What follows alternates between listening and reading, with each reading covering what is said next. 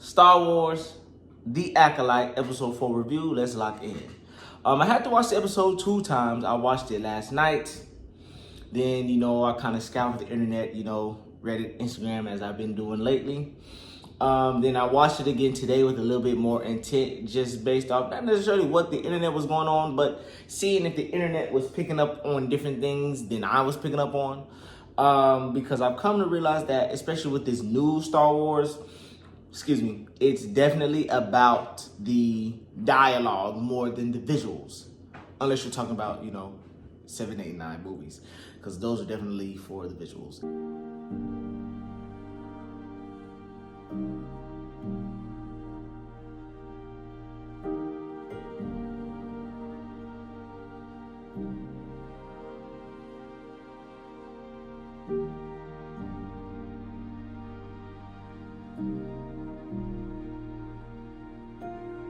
But it's not important for right now. Let's talk about it. I want to talk about one visual. There is a visual that I definitely want to talk about.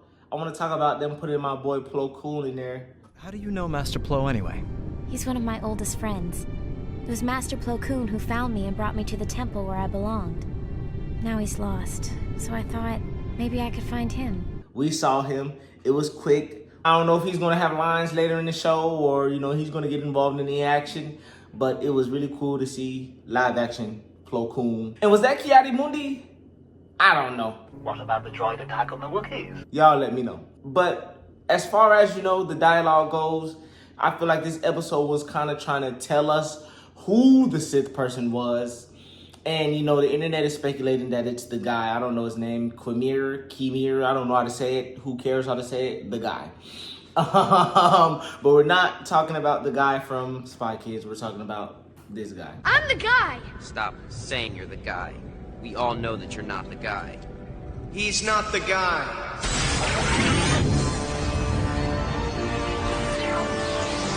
I am. And you are? I'm the guy. The real guy. You're not that guy, pal. Trust me. You're not that guy. Okay. But listen to the dialogue,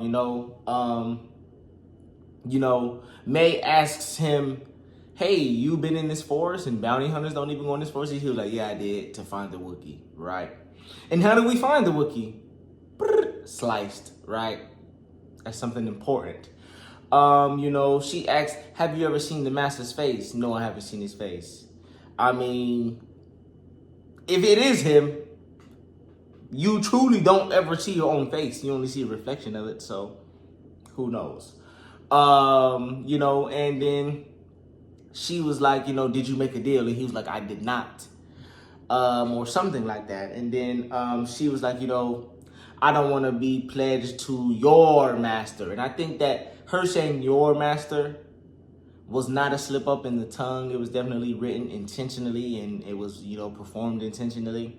I think that line was definitely to show us, hey, maybe she's aware that this person works for a Sith. It might not be the Sith that we're, seeing in this show, which leads to be, the whole theme, the Acolyte. Acolyte means student. He could be the student of the Sith. And she might have some inclination of it, because she is force sensitive, right? They call it the thread in the coven that she came from. But, I think that, maybe what the internet is saying is true. I'm not saying that I believe that he's the Sith Lord, because I'm not going to believe it until I see it.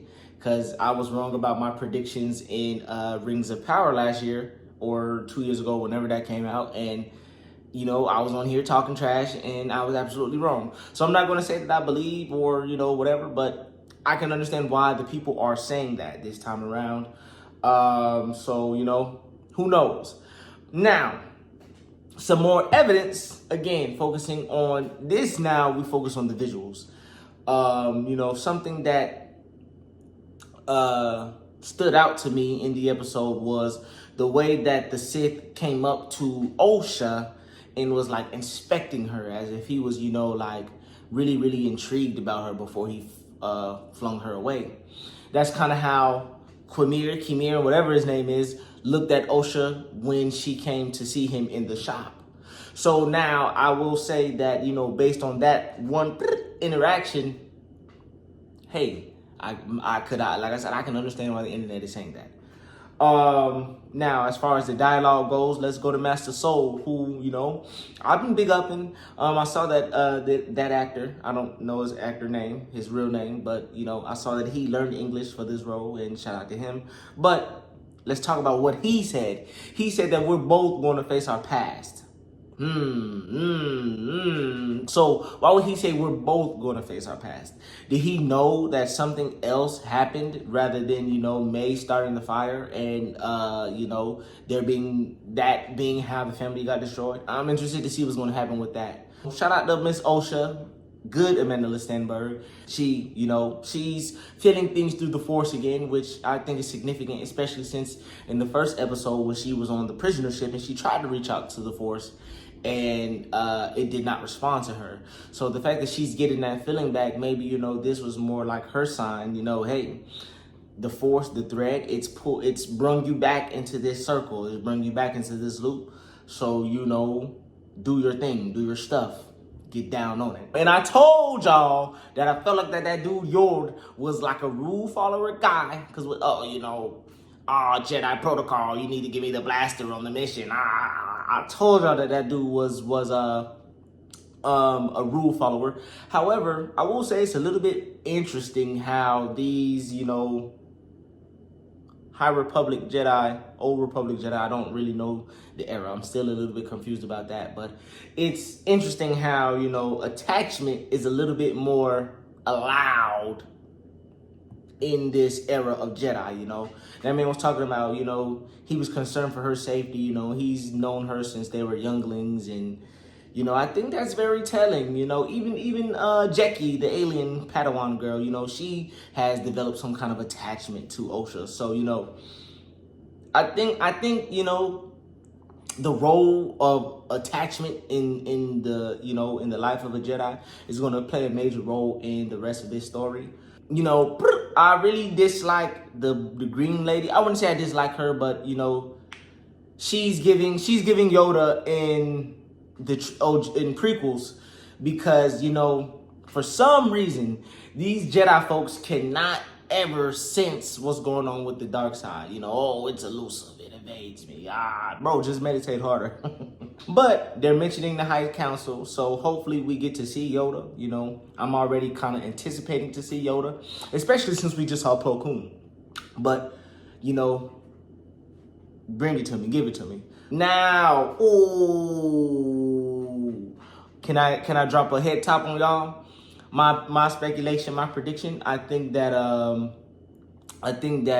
Quimir or whatever is a version, not necessarily a version, but like young Palpatine, young Sheev, because if Sheev was able to actually learn the power to prevent someone from dying, you don't think that he could prolong his life? Oh, we also know that the dark side prolongs your life with Count Dooku, right? And this man, if he truly is, based on my prediction, my speculation, if he really is Sheev Palpatine, right? It makes sense why he's interested in this coven and interested in these twins, influencing the living force, influencing the thread in order to create life.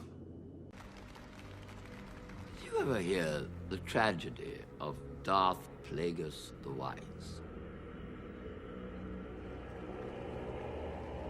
No. I thought not. It's not a story the Jedi would tell you. It's a Sith legend. Darth Plagueis was a dark lord of the Sith, so powerful and so wise, he could use the Force to influence the midi-chlorians to create life. So I'm gonna end it on that episode 4 review. We tapping in next week as always. Appreciate y'all for being locked in. But yeah, man, Acolyte, I'm liking it so far. Yeah.